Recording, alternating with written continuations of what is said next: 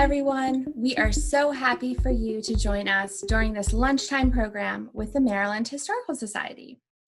I am one of your hosts, Margot Capera, the museum's public programs manager, and this is my partner, Martha Osterbiel, community engagement manager at the Maryland Historical Society. Hey everyone. Our program today will be exploring the origins of the most infamous part of the original 1787 Federal Constitution, the 3/5 Clause. Far more insidious than is commonly understood, the clause has had far-reaching impacts. We will be joined this afternoon by Dr. Richard Bell, a professor of history at the University of Maryland and author of a recent book, Stolen: 5 Free Boys Kidnapped into Slavery and Their Astonishing Odyssey Home. Rick will join us in a moment. We are expecting to have a stimulating conversation today with your interaction. But before we introduce our guest, we'd like to point out that we're utilizing Zoom webinars today. And in an effort to run a smooth live experience, your audio and video capabilities have been removed. We do want to encourage you to engage with us during the program. So you are able to use that chat icon at the bottom of your screen. And you're also able to ask questions for either Rick or for Margot and myself at any time during the program by clicking on the Q&A icon, also located at the bottom of your screen. A box will appear and you can type in your question. If we don't get to all the questions during the program, we will provide them to Rick offline and we'll communicate the answers in a follow-up email. Finally, we want to let you know that this program is being recorded and it will be made available for you to rewatch in the next few days. We will communicate this release in that follow-up email I mentioned and through our social media outlets. If you guys would like, we'd love to hear where you're tuning in from today. So give that chat box a try and let us know who you are and where you're watching from. So you may be familiar with Dr. Richard Bell here at the Maryland Historical Society. Dr. Bell is a trustee and the chair of our education committee. He has added valuable content and interpretation to our digital offering in the Divided Voices exhibition, and he has given dynamic lectures on site at MDHS. Hamilton: How the Musical Remixes American History, and also on his most recent book, Stolen, which is a true story that spotlights the reverse Underground Railroad. Rick is an associate professor of history at the University of Maryland. He holds a BA from the University of Cambridge and a PhD from Harvard University. The most recent accomplishment for Rick, though, is an educational learning experience entitled America's Long Struggle Against Slavery, which is offered through The Great Courses, a unique immersive journey for lifelong learners. Welcome, Rick, a virtual welcome, Rick, and we are so happy to see you again. Good morning. I guess good afternoon, everyone. I hope you can hear me okay and can see me. I'm also going to share my screen. Is now a good time maybe to start that? Okay. Yeah, that's perfect. So, Rick, I understand that neither the word slave or slavery is used in the Constitution. We know that the United States was built on the economics of slavery and white supremacy, so I'm curious why it isn't in this important document. Yeah, so thanks for that great question, which is a really good setup actually for everything I want to say this lunchtime. And just to folks out there watching, if there are any technical issues on your end, if you can't properly see me or hear me, do put a note in the chat so that Martha or Margot can respond, because it's difficult for me to do that to you directly. So Martha pointed out that the word slave and the word slavery appear nowhere in the text of the original 1787 Constitution, but that does not mean that the original Constitution on which our system of government and laws has been built ever since was silent or had nothing to say about slavery. When we go looking, as scholars have done for the past, 220 odd years or so, we find that the Constitution actually says a lot about slavery, some of which very relevant and having a great impact on the development of our country since 1787. So let's start here with the good news, which is that the Constitution does have some anti-slavery provisions built into it. The preamble to the Constitution, that's the one that begins "We the people," announces that the purpose of the federal Constitution is to secure the blessings of liberty to ourselves and our posterity. The word liberty is right there up front, and that's an important acknowledgement that liberty is the goal and the right of all American citizens. And there's also the Bill of Rights, which is a list of 10 amendments that were added to the Constitution almost immediately in 1791 as a result of an angry debate during ratification. And the Bill of Rights does, of course, recognize freedom of speech, freedom of the press, freedom of religion, and freedom of petition. And it provides that Congress will make no law abridging any of those important human rights. And each of those freedoms, like freedom of expression, freedom of assembly, freedom of petition, would come to serve as major channels for anti-slavery action and expression in the 19th century. Similarly, the Bill of Rights also guarantees a host of rights to those accused of crimes in federal courts. And by doing that, the Constitution places some limits on the ways that our country's legal system might otherwise have tried to debase enslaved people even further.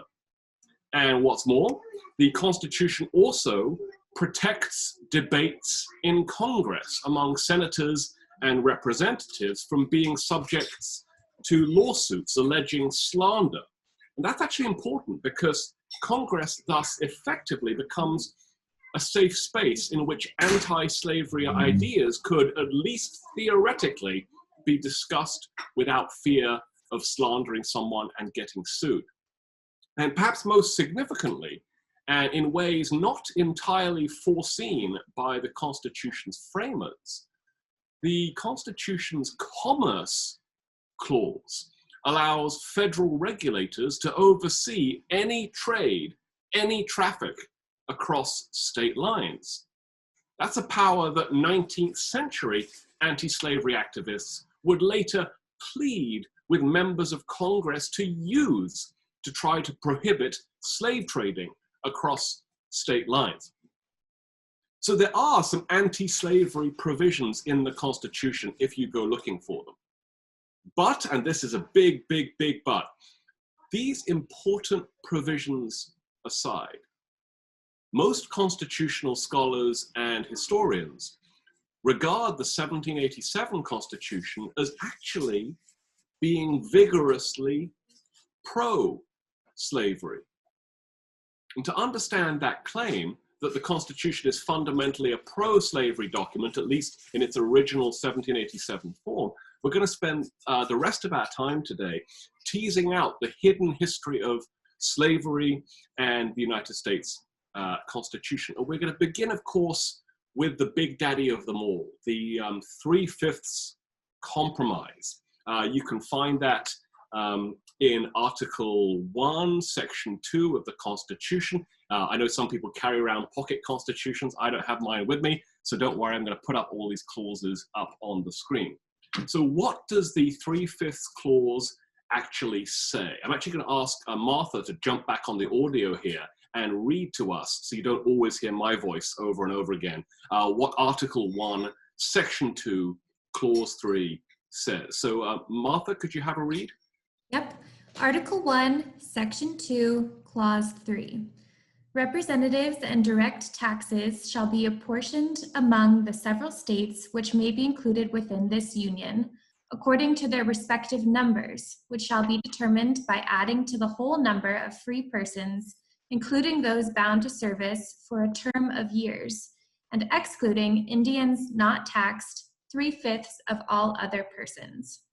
So thank you so much for that, Martha, and there'll be other opportunities to pull you back into the conversation a bit later on. So folks, leaving out Native Americans because they aren't counted in this clause, what method is the Constitution laying out here to decide how many congressmen each state should get to send to the capital?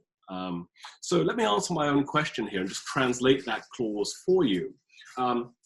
The Constitution's 3/5 clause lays out that we determine how many representatives a state gets by looking at the size of the state's population, the number of people in a given state. And specifically, we count the number of free people. That could include white people and some free black people.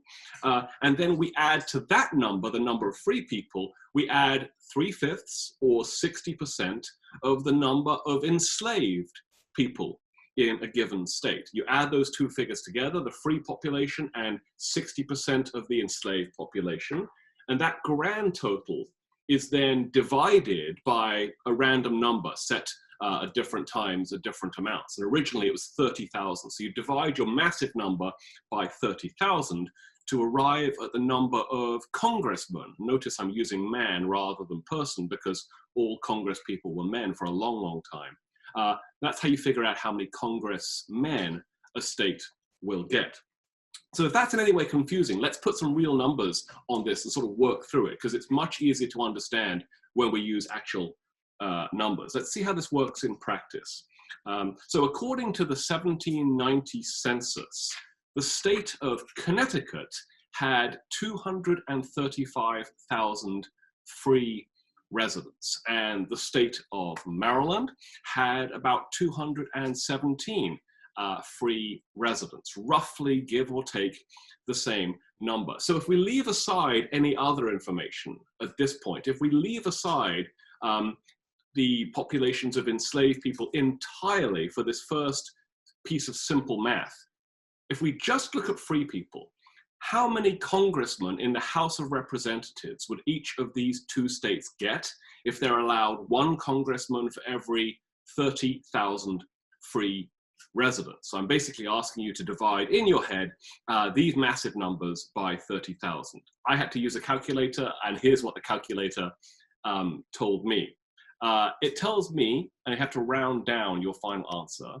Let's go, here we go, here's the same slide, that each of these two states, which have roughly equal free populations in 1790, will get 7 congressmen, because you round down. So Connecticut gets 7.83 congressmen, rounded down to 7. Maryland gets 7.23 congressmen, rounded down to 7. But that's just the free population. So Connecticut and Maryland get the same representation if we just look at the free population.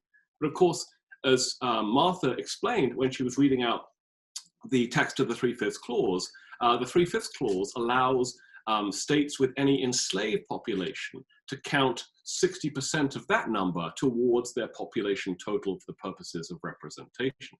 And the 1798, I'll start that again, the 1790 census tells us that there were enslaved people in both those states, though the numbers varied massively. You'll see that Connecticut had a very small enslaved population in 1790, 3,000 people.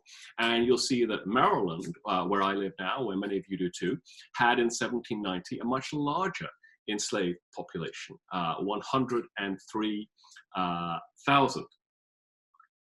So we have to do this math again, and we have to factor in the enslaved population at 60% of those numbers to answer the question, how many congressmen will each state receive based on their combined free and enslaved populations in 1790?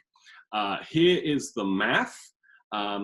So you see that the number of congressmen that Connecticut gets remains the same, rounded down to 7, because its small enslaved population, 3,000, when valued at just 60%, does not change the equation substantially. But we see that in Maryland, because the enslaved population of the state of Maryland is 103,000, and because 60% of 103,000 is still a big number, we see that Maryland's total number of congressmen they're entitled to send to Washington actually increases above the 9.0 threshold. So Maryland gets to send 9 congressmen in total because of the power of the 3/5 clause. So why should we care about this? What effect does the 3/5 clause have on congressional representation nationally? Well, you know that in 1790, there were several states with significant slave populations gathered in the mid-Atlantic and in the South, and that in the northern states, slavery was rapidly dying, and the number of enslaved people in northern states was falling very quickly. So that has regional ramifications. And we can see that because slaves are being counted for the purposes of determining representation in the House of Representatives, and even though they're only counted at 3/5 of a person, enslaved people's presence in the South, in the slave states of the South, is giving free people in those southern states more congressmen than northern states with small or non-existent enslaved populations. Remember, Maryland got a bonus of 2 congressmen that Connecticut didn't get because it didn't have a substantial enslaved population. And if you see that replicated across the country, we learned that in 1790 alone, southern states with large enslaved populations get, I think, a total of roughly 14 extra bonus congressmen because of the power of that insidious 3/5 clause. And what effect might the 3/5 clause have on whether or not legislation proposed by Southerners to defend or expand slavery would be likely to pass? Well, you can probably figure that out, right? With 14 extra Southern congressmen, they are better equipped to defeat anti-slavery legislation and better equipped to push through pro-slavery legislation. For instance, the Missouri Compromise of 1820 odd, or the Kansas-Nebraska bill, for instance. And remember, of course, enslaved people are not voting for these congressmen. It's their slave owners and other free people in the southern states which are the voters. And we can flip that around. We can say, what effect would the 3/5 clause have on whether or not Northerners could undermine slavery or abolish slavery in the House of Representatives? Again, their power is diminished by the lack of bonus congressmen they get because they do not benefit in the same way Southern slave states do from the 3/5 clause. So far we've talked exclusively about the House of Representatives, one of the 2 chambers in the legislative branch. But let's push this thinking through to see how the 3/5 clause, which applies most directly to one chamber in one branch of government, has ripple effects on other branches of government. We're going to do the executive branch next to figure out what sort of influence the 3/5 clause has on the sort of person that ends up in the White House. Now, the Constitution says that members of the Electoral College will select the United States president, but the members of this Electoral College are supposed to represent the views of the people in their state. So how many members of the Electoral College should each state get? That's a hugely important question. And Martha's going to tell us what the Constitution says about that. It lays out who's in the Electoral College in Article 2, Section 1, Clause 2. Martha, could you read that for us? Article 2, Section 1, Clause 2. Each state shall appoint in such manner as the legislature thereof may direct a number of electors equal to the whole number of senators and representatives to which the state may be entitled in the Congress. Thank you. So again, in plain English, because the framers did not always write in the plainest of English, what I see them saying here is that the number of electors that each state will contribute to the Electoral College that decides the presidency, the number of electors is equal to the number of senators and the number of congressmen combined that each state has in its federal congressional delegation. So if we go back to those figures from 1790, I showed you a moment ago. I'll just click through this slide. We looked at those numbers from 1790, and I asked you how many electoral college votes would Maryland and Connecticut each have in 1790. Then the math you should be doing in your head would be, well, Connecticut gets 7 congressmen plus however many senators, and Maryland gets 9 congressmen plus however many senators. And we all know that every state is given exactly the same number of senators, which is 2. So for Connecticut, they will get 2 plus 7 for a total of 9 electoral college votes in the next election. In Maryland, it's going to be 2 plus 9, which equals, of course, 11. So what effect did the 3/5 clause have on presidential elections? It means, again, that slave states, southern states, will have disproportionate influence over presidential elections because states with large enslaved populations get those additional bonus congressmen. And in turn, they get additional bonus electors in the electoral college. And so the disproportionate number of southern electors in the electoral college should statistically give candidates from southern states or who share the views of southerners a boost. That we should probably see a fair number of pro-slavery southerners with slaveholding interests in the White House after 1787. And of course we do, right? I think 5 of the first 7 presidents are in fact southerners. I think southerners are in the White House for what, 40 of the first 48 years. So that little clause, the 3/5 clause, we see it doing its work first in the House of Reps, but then through the House of Reps into the Electoral College, and therefore into the White House. So that's the executive branch. But as any civics teacher will tell you, there are 3 branches of government, and there's no prizes for guessing what the 3rd branch is. It's the judicial branch. So what does the Constitution say about how justices to the Supreme Court of the United States are to be chosen, are to be nominated? Martha, can I put you on tap again to read here Article 2, Section 2, Clause 2? Article 2, Section 2, Clause 2. He shall have power by, with the advice and consent of the Senate, to make treaties, provided 2/3 of the senators present concur, and he shall nominate, and by and with the advice and consent of the Senate, shall appoint ambassadors, other public ministers and consuls, judges of the Supreme Court. Thank you. So there's a lot of words in that clause we don't need for today's session. But what we do see in passing is that though the Senate can offer advice on who should be nominated to the Supreme Court, the person who does the nominating, the single individual who does the nominating, is the President of the United States. And so what effect might the 3/5 clause have on who gets nominated and who gets appointed as justices of the Supreme Court of the United States? Again, if the president is more likely than not to be a Southerner, more likely than not to be pro-slavery because of the power of 3/5, there's a good chance that a person like that might appoint people who are also Southerners or who are also pro-slavery. And again, that's what happens.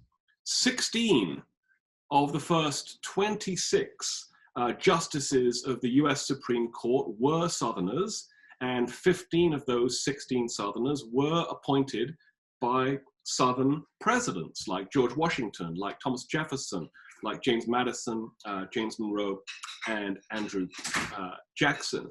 So we've now seen in this very quick and hopefully not too confusing or overwhelming survey that all 3 branches are in their own ways affected, and I would say infected, by the insidiousness of that 3/5 compromise. First, the legislative branch via the House of Reps most directly, but then through the Electoral College to the presidency, and through the presidency to the Supreme Court over the United States. It's not absolute. This is not total hegemony. It's totally possible to elect people from northern states or people with anti-slavery views, as we see with Lincoln in the election of 1860. But the odds are usually against them. The deck is stacked. Okay, so we're done with the 3/5 clause, but as it turns out, 3/5 is actually just one of almost a dozen clauses in the original Constitution that affect the relationship of the government of the United States to American slavery and to the slave trade. So let's talk about the international slave trade, sometimes referred to as the transatlantic slave trade or the Middle Passage. The Constitution, Martha, has something to say about that, and it says it in Article 1, Section 9, Clause 1, and the subject is, when should the transatlantic slave trade end? Martha, could you go ahead? Article 1, Section 9, Clause 1. The migration or importation of such persons as any of the states now existing shall think proper to admit shall not be prohibited by the Congress prior to the year 1808, but a tax or duty may be imposed on such importation, not exceeding $10 for each person. Thank you for that. So the key phrase there, let's just dwell on it before I flip the slide, is shall not be prohibited. In plain English, this clause is forbidding any ban on the slave trade for the next 20 years, though it does allow for you to tax slave imports if you wish. And one Southerner who attended the Constitutional Convention and fought hard for this language was a guy named Charles Pinckney from South Carolina, and he wrote this. He said, "By this settlement, we," meaning Southerners, "have secured an unlimited importation of Negroes for 20 years. Nor is it declared that the importation shall then be stopped. It might be continued." So that's exactly what this clause is saying. It is not saying that the international slave trade must be outlawed and abolished 20 years from now in 1807 or 1808. It's actually saying the opposite of that. It's saying whatever you do in 20 years' time in 1807, 1808, you cannot touch the transatlantic slave trade until that time. And what you do then is up to you, because we'll all be dead. Now, you may know that the Constitution also includes a process for future voters and future elected officials to amend different parts of the Constitution that they want to get rid of, overturn, or improve. And that's true. It's a very powerful process, the amendment provisions of the Constitution. But there's an asterisk to the amendment provisions. There's an exception in the original text of 1787. And I want you to understand that exception. So Martha, could you read Article 5? Article 5. The Congress, whenever 2/3 of both houses shall deem it necessary, shall propose amendments to this Constitution, provided that no amendment which may be prior to the year 1808 shall in any manner affect the first and fourth clauses in the 9th section of the first article.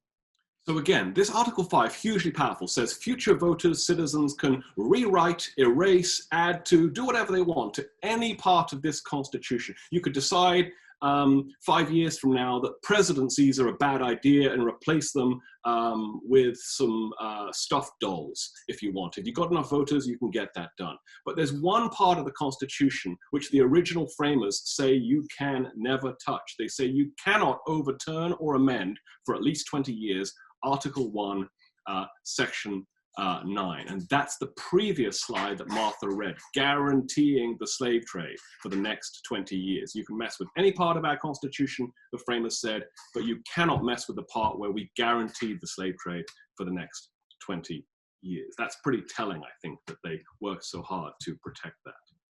Okay, let's move on, folks. You may know that the Constitution is forward-looking. You may know that it has provisions to incorporate new territories into the United States in the future. You could think about the Louisiana Purchase and how we bring that territory into, to break it up into states and admit it as states. You could think about the purchase of or conquest of places like Texas and New Mexico, etc., the United States will grow and grow and grow. From those original 13 states of 1776 odd to where we are now, 50 states. The Constitution allows that process of growth. But what does it have to say in its original text about whether, I'm sorry, I'm behind on my slides, I'm just translating what I already translated. What does the Constitution have to say about whether slavery will be lawful in any new territories that may be acquired or conquered by the United States? Well, it tells us the answer, Martha, in Article 4, Section 3, Clause 3. Article 4, Section 3, Clause 3, the Congress shall have power to dispose of and make all needful rules and regulations respecting the territory or other property belonging to the United States. So there's one key word there about who decides whether slavery will be lawful, and it's the second word, it's the word Congress. Because it will be Congress that will decide all such matters. And thus, the 3/5 clause will affect how territories will be governed, because the clause affects the balance of power in one of the two chambers, the House of Representatives. So this clause effectively ensures that land in the Appalachians, land in Florida, land in Louisiana, and land across the Gulf Coast would be quickly and legally settled by slaveholders with the backing and support of many members of Congress. And finally, folks, let's talk about the enslaved people themselves.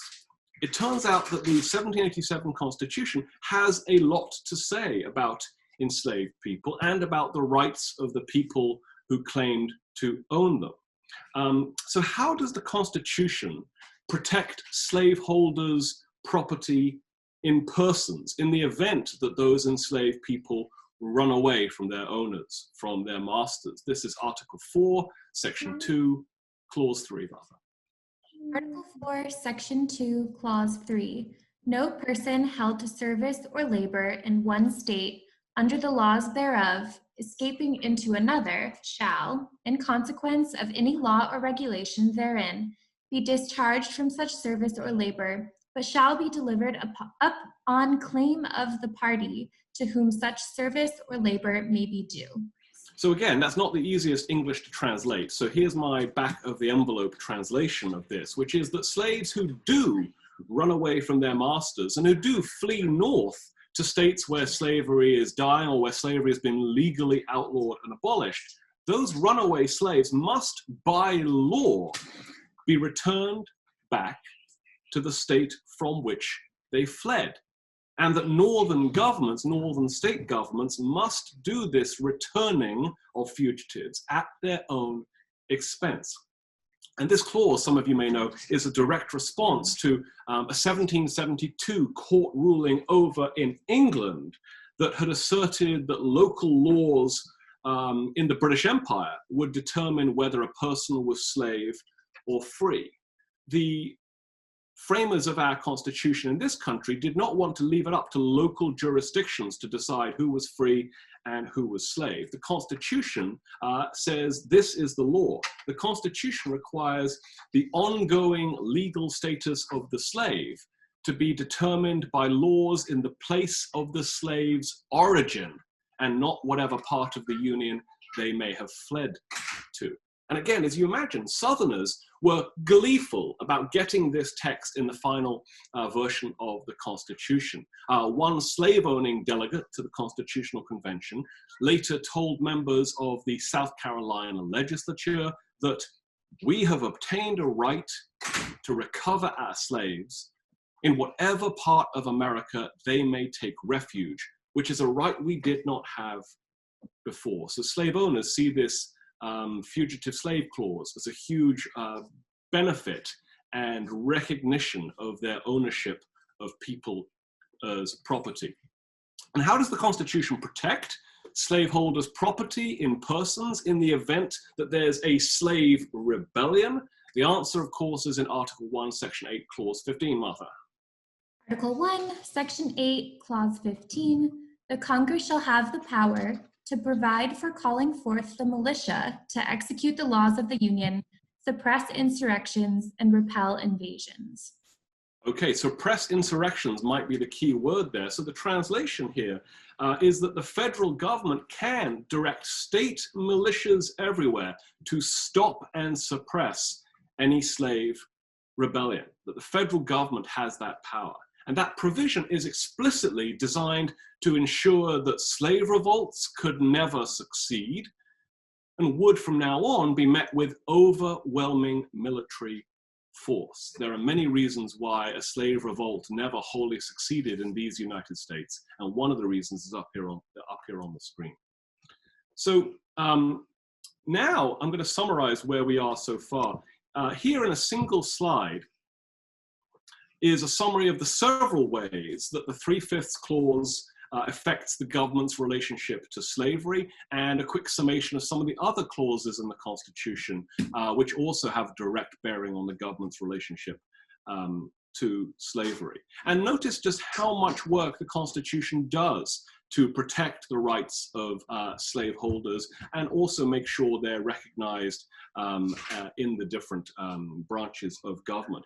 And none of this should surprise us, or at least I hope it doesn't. Remember that a significant number of the delegates to this 1787 Constitutional Convention meeting in Philadelphia to design our new system of government and laws, many of the delegates were, of course, slaveholders themselves. And many more of them had close family members who kept slaves. And many more still made their livings in sectors of the American economy that depended on slavery, like shipping or ship construction or insurance.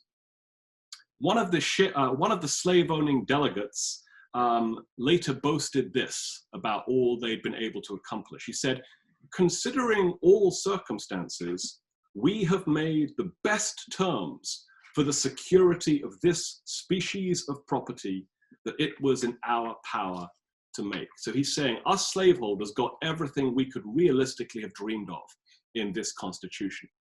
Now, how did they get so much? As you'd expect, several Northern delegates voiced outrage about these various pro-slavery clauses during the Constitutional Convention debates. One outspoken critic of all this was Pennsylvania's Gouverneur Morris, which is an amazing name. Make sure anyone out there who's starting a family names their child Gouverneur. It's an amazing name. So he's from Pennsylvania, and he is not happy about anything we've just discussed. And during the debate about the 3/5 clause, this guy, Gouverneur Morris from Pennsylvania, did not pull any punches, did not mince his words. Let me try and read to you this big quote on the screen. He said, "Upon what principle is it that the slaves shall be computed in the representation? Are they men? Then make them citizens and let them vote.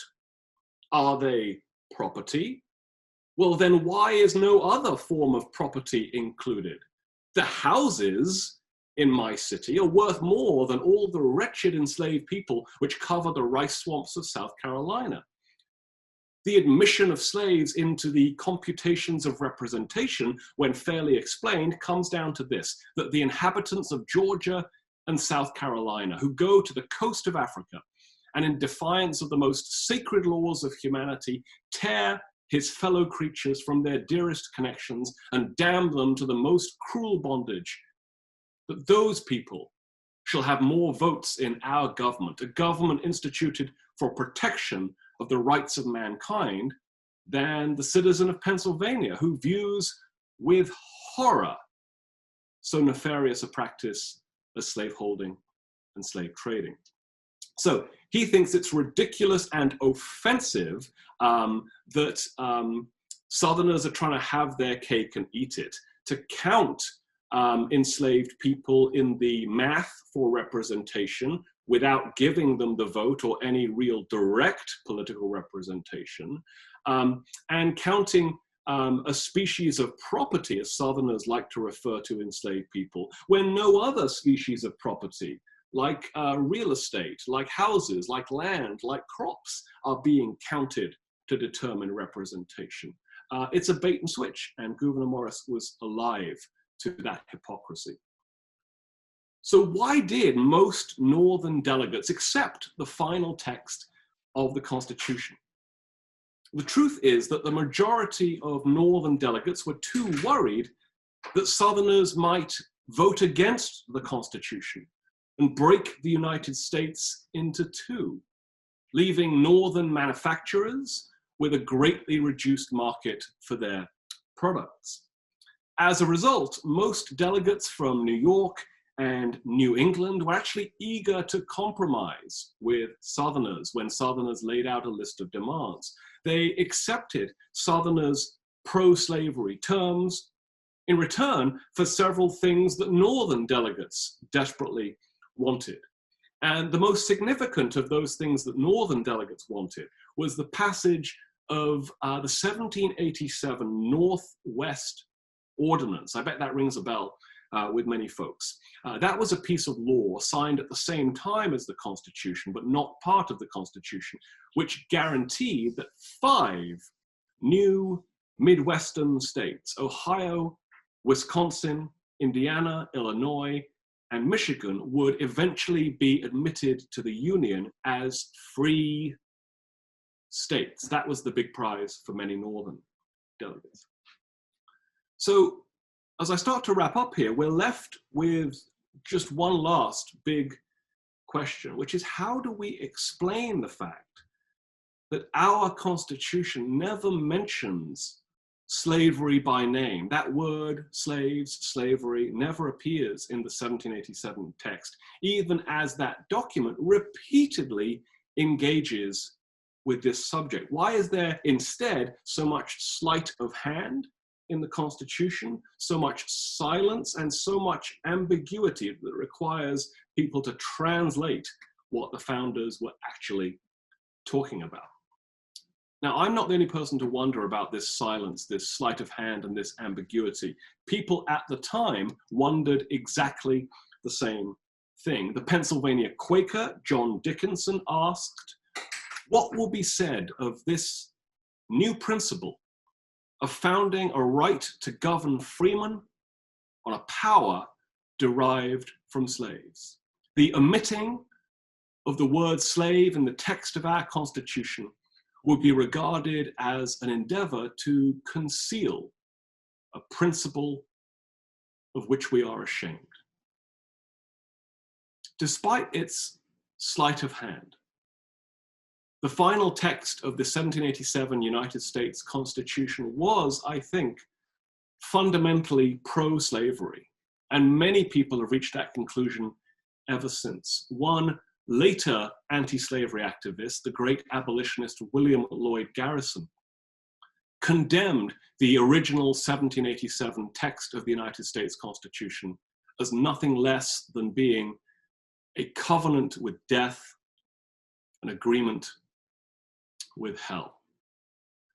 I've been watching the chat box go a bit bonkers here, though I can't tell what's in the chat because I'm sharing my screen. So I'm going to draw my remarks here to a close and see if we can have a conversation based on the questions and concerns that some of you might have had if we talked about this. So I'm going to ask Martha or Margot to lead me through that.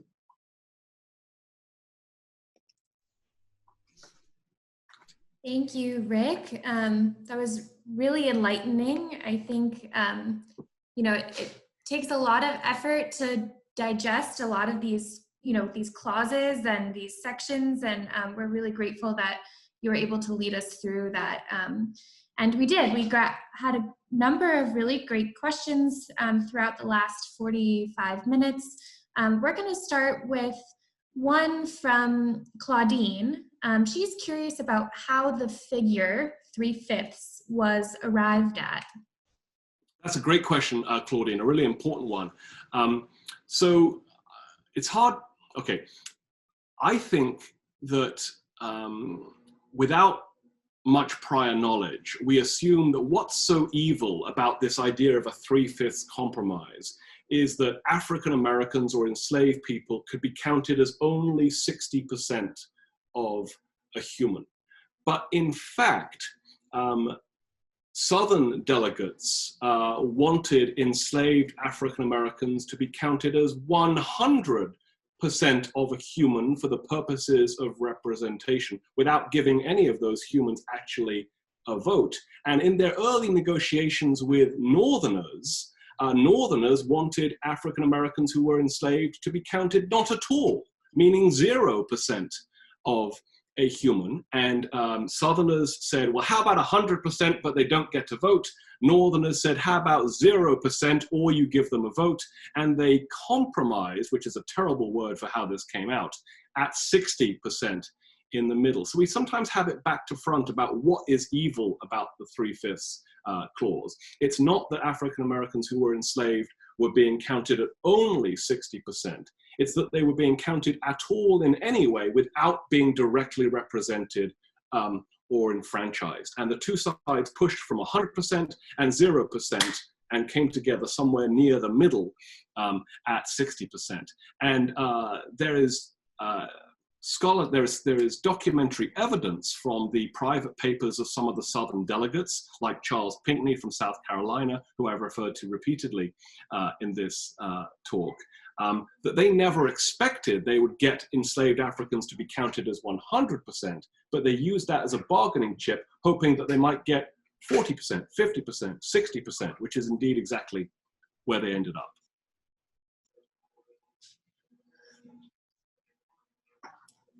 Okay, Rick, we also have a question from Joseph that he's asking Maryland's role, how Marylanders played in the 3/5 clause, especially against their role in developing the American notion of religious liberty.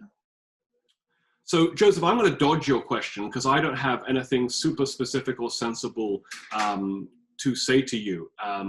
I'd be happy to follow up over email if you want to email me, and I can look through my notes and come up with something that I would stand behind.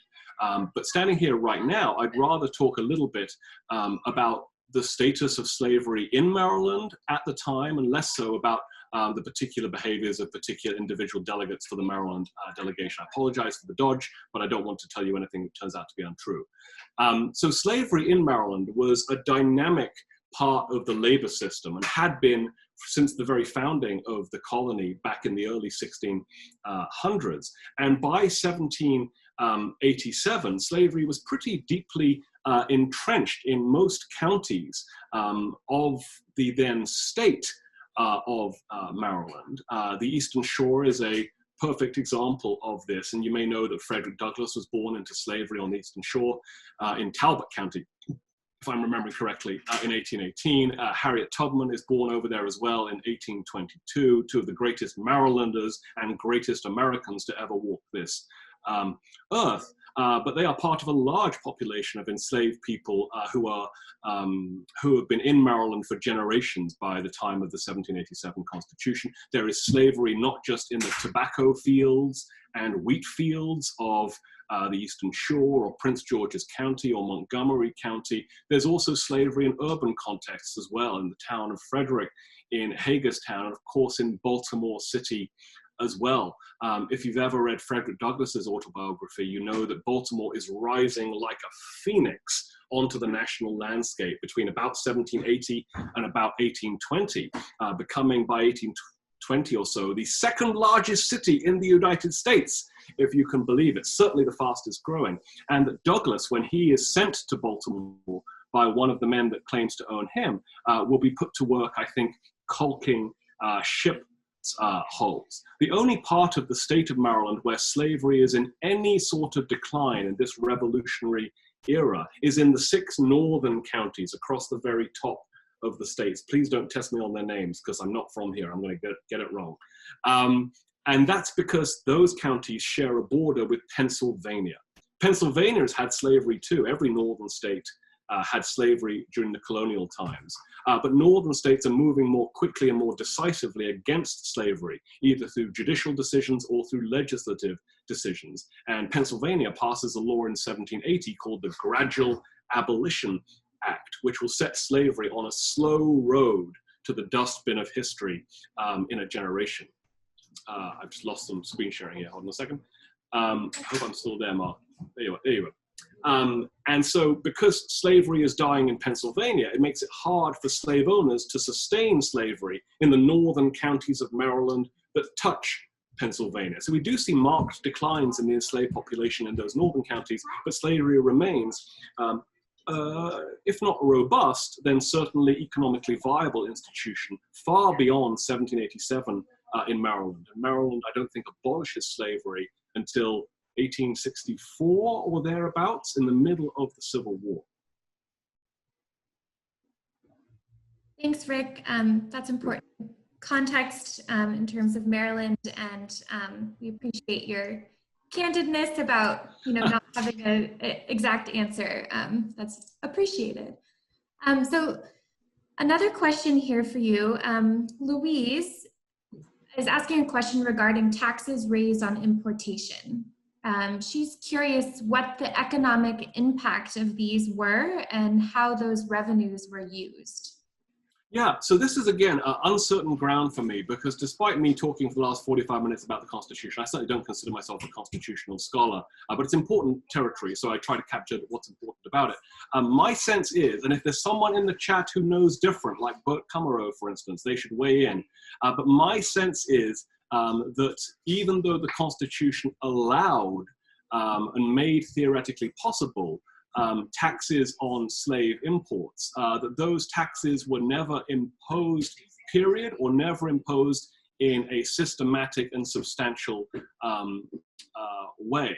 We see the same thing with the domestic slave trade within the different slave states of the Union, Virginia to Louisiana. There is the right to impose a federal tax on that interstate commerce, but no one ever uses it out of anxiety, I suspect, that would in some ways suppress the volume of the traffic, either transatlantic or domestic. That's my best guess without notes, but again, there may be people in the chat who know better, and I encourage them to share their thoughts.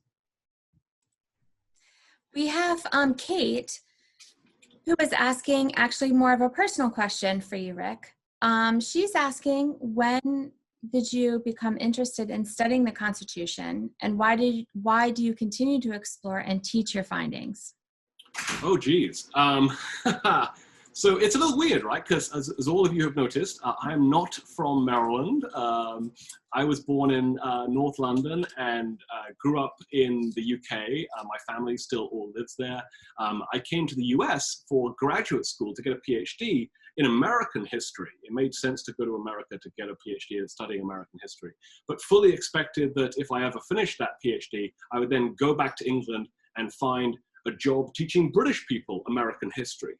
But it turns out they don't care, which is really unfortunate, I think. But there aren't actually many jobs teaching American history outside of America, which is a big shame.